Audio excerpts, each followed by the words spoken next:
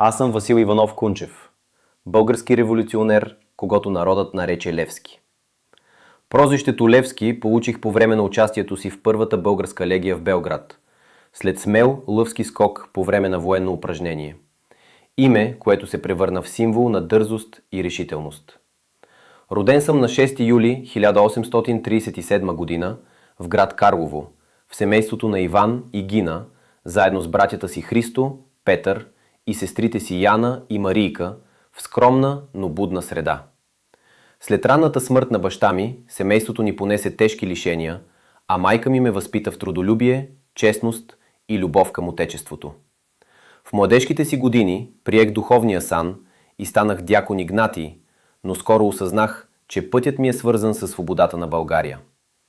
Посветих се на изграждането на вътрешната революционна организация и на подготовката на народа за самостоятелна борба.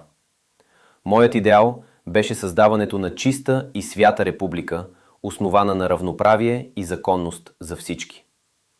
Заловен през 1872 година, бях осъден на смърт и обесен край София на 18 февруари 1873 година, но вярвах, че делото ми ще продължи и след мен.